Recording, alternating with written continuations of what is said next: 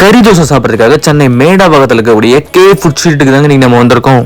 வந்து கறி தோசை ரொம்ப டிஃப்ரெண்டாக இருக்குது. ஆம்லேட்டை போட்டு அது மேலே தோசையை போட்டிருக்க மாதிரி இருக்குது. குழம்பு ஊற்றி சாப்பிடு. அப்படியே ஊற்றிடலாமா? ஊற்றி உண்மையான ரிவ்யூ சொல்லணும். உண்மையா ஆவரேஜாக இருக்குது. ஏன்னா நல்ல கறி தோசை சாப்பிட்ருக்கேன். ஓகே, ஆம்லேட் தோசை மாதிரி இருக்குது, கறி தோசை மாதிரி இருக்குது.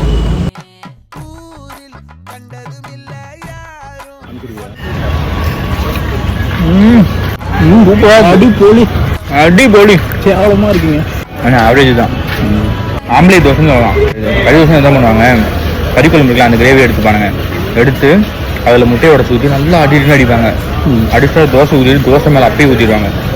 அதுக்கப்புறம் அதை பரட்டி தருவாங்க பாரு, வெறித்தனமாக இருக்கும். சுகர் கம்மியாக இருக்குது, அது நல்லா இருக்கு. மண் மறிக்குது ரெடி. ஆஹா, மண்ணு கப்பு இல்லை.